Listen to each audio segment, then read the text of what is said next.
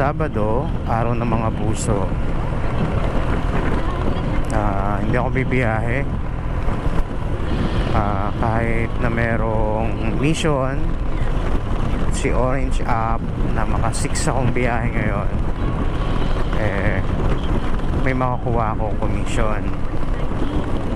Aatan kasi ako sa isang gawain ng papasalamat.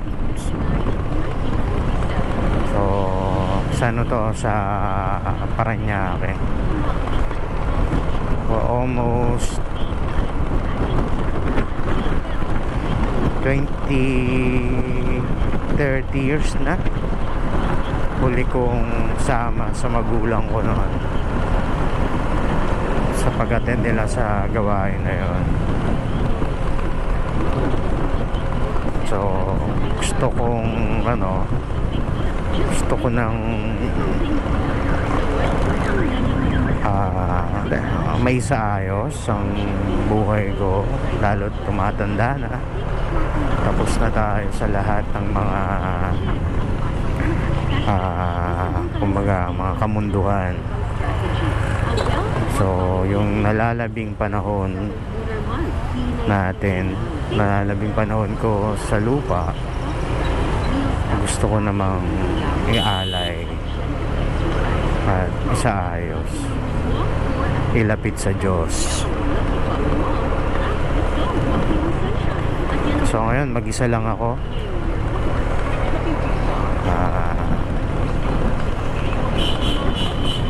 Nakakalungkot lang kasi mag-isa ako. Pero ayos lang.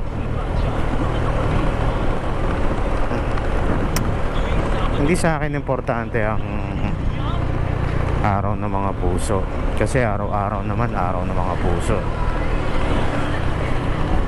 So hindi naman pwedeng isang araw lang yung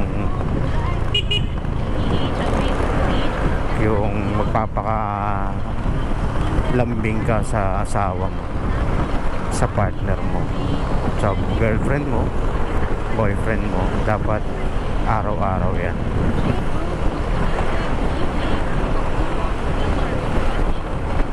So napakapangit naman ngayon, araw ng puso, gagawin mo lahat dahil araw ng mga puso. After 1 week, away na naman kayo.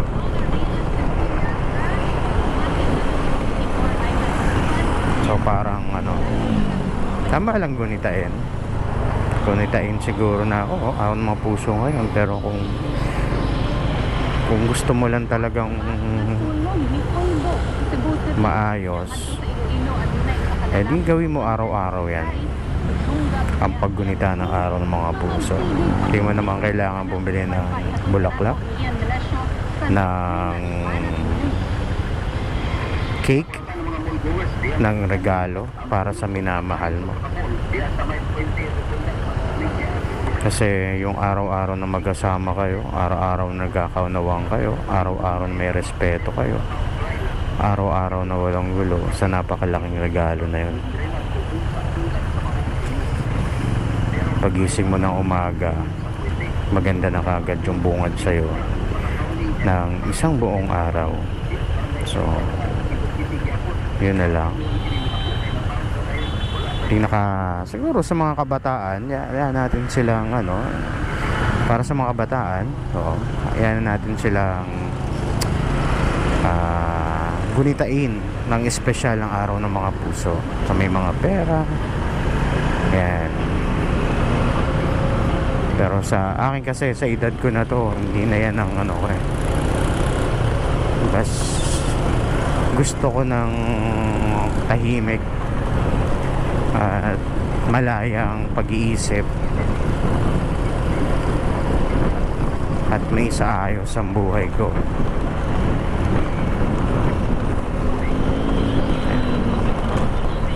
Kumbaga sa loob ng ilang taon na namuhay tayo sa mundo, ako sa mundo, naging malaya ako sa lahat ng gusto kong gawin. Kahit na may mga kakibat ito,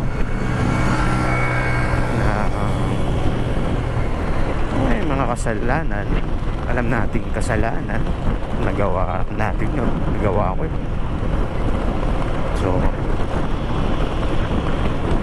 45 years. So di natin masasabi kung hanggang kailan na lang tayo sa mundo, hanggang kailan na lang natin makakasama ang mga mahal natin sa buhay, hanggang kailan na lang tayo makakapag alay ng ating puso, isipan at espiritu sa lumikha sa atin. So may mga grupo naman hindi naniniwala, nasa sa kanila na yun. May mga grupo rin na tulad ko naniniwala, wala naman din kawalan sa mga tulad namin yun. Ang mahalaga, hindi lang lagi sa isipan na gagawin mo ang bagay na nararapat sa'yo. Unti-unti mo itong gawin.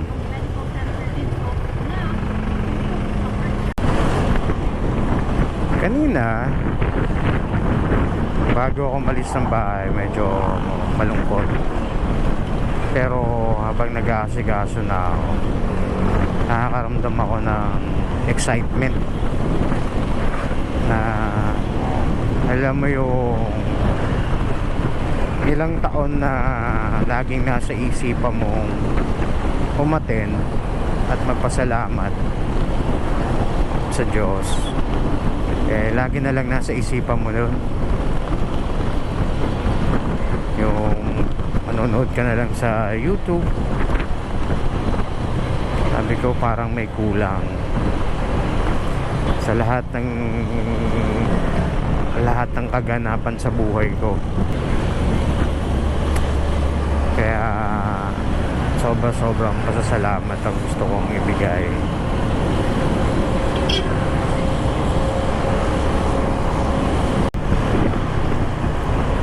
Tulad ko, sa loob ng maraming taon, mahabang panahon na nawala sa akin si Kristo sa pang-araw-araw, nandun lang siya pag humihingi ko ng tulong, ng kapatawaran. Pero napakaswerte ko kasi di ko alam kung talagang napapakinggan niya ako eh. Kasi lahat ng, hindi naman sa lahat, pero lahat siguro na naihingi ko sa kanya ng tulong, ng pag-unawa, ay nalalampasan ko yung nagkakaroon ng solusyon. O siguro may ginawa rin din akong pattern para mangyari yung mga ganon. Kasi ang motto ko na ngayon, para maging maayos at maging free ka sa buhay, unang lahat, tanggapin mo kung anong sitwasyon mo ngayon. Mamili ka ng taong pakikasamahan na parehas kayo ng goal sa buhay.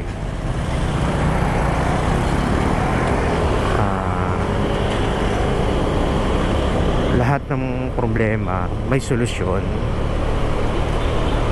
Pero kung sa una pa lang tanggap mo na ang sitwasyon mo, so doon pa lang may isipan mo na yung mga bagay na magpapabigat sa'yo.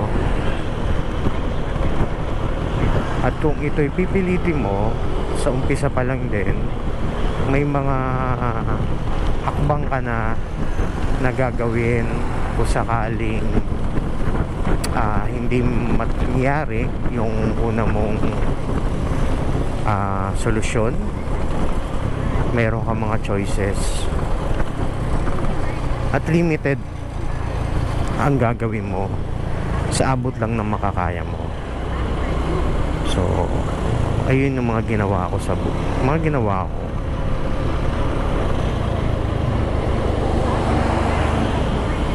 pangalawa.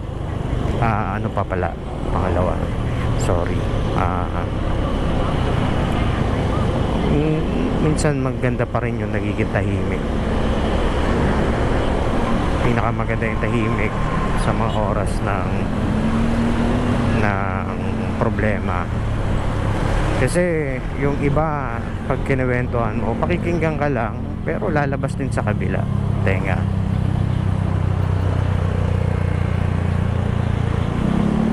Parang araw-araw mo lang gagawin yon. Bandang huli, marirealize mo na ikaw lang din sa sarili mo gumagawa ng paraan. Pero yun nga,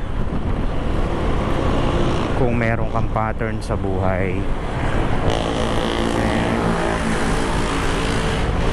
lahat yon may mga solusyon, lahat yon may paraan paano kahit pa paano mababawasan o malulutas ang isa-isang problema po kinakaharap mo sa buhay.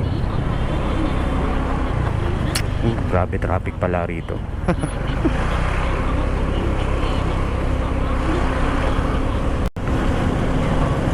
At sa pag-uumpisa natin sa buhay, pag-uumpisa muli natin sa buhay, malaking bagay din ang mga grupo, mga sekta na kakaaniban natin.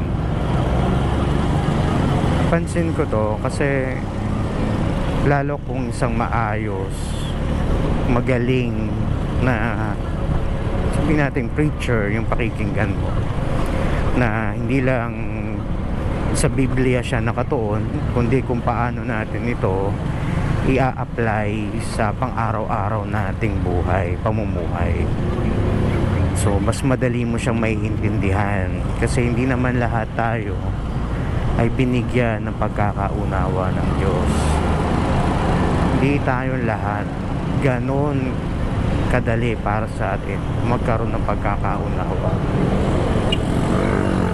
So hinihingi sa Diyos yan na mabigyan ka ng pagkakaunawang malalim para kahit papano maintindihan ng lahat. Kaya yung iba kahit ilang taon na inaaral,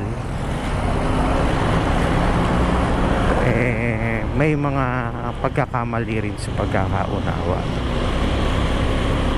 At bilang isang individual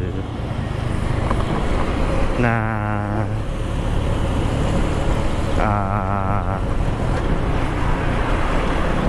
umanib sa mga sektang ganito, nasa sayo naman yan kung paano mo naman ito hihimayin kung karapat dapat pa, kung ito ba ay para sa Diyos o ito'y pansarili lamang.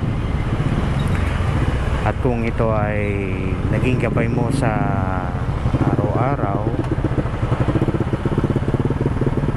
so yun nga, kung itong grupo, community o sekta ay naging gabay mo sa iyong buhay pang araw-araw, pagpasalamat ka rin, dahil sa kanila unti-unti mong natututunan na isa sa katuparan yung mga kaunawaang hirap kang kamtan. So ako 25 years na noong huli kong attend, bata pa ako noon. Talagang no choice. Wala kang choice noon na hindi sumama kasi bibit-bitin ka eh. Kaya noon ko lang talaga pag-isip-isip na magaling, at dahil hanggang sa yumaong aking nanay, hindi niya kinalimutan ang pagsasalamat na sa isang pamamaraan na gumabay sa kanya makalapit sa kautusan ng Diyos. Hindi man niya ito sabihin natin kumpletong nagawa, 100% nagawa, pero para sa akin napaka tuon ng nanay ko sa ating Panginoon. So ito ay para lamang sa mga naniniwala, pero kung ikaw ay hindi naniniwala, so nasa sayo pa rin. Sigurado na yun. Kaya ako nga doon na yun. Ito siya.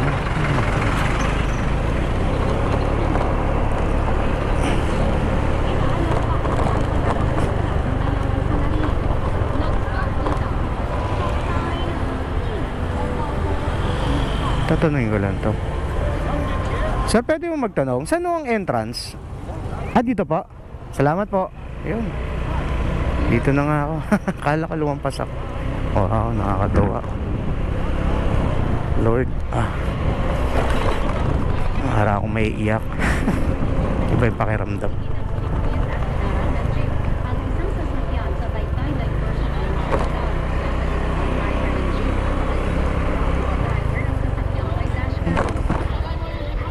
Diyan ang ano. Tatanungin ko rito. Kala. Dito, bababa ako rito. May LRT na rin pala rito. Tapos ikot. Wow, dito na ako. Galing. Wow, dito na. Nakakatawa.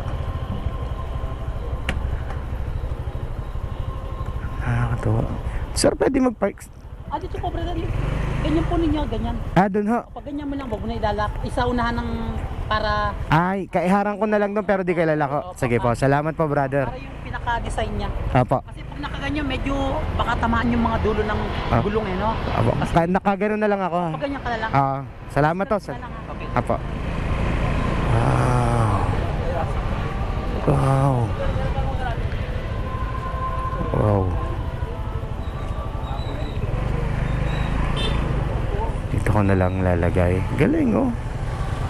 Ay, meron pa pala eh. Dito pa pala. Sir, pwede pa mag-park? Ay. Wow, katuwa. Ano mo na lang dito sa laparan? Pag ganun ka rin?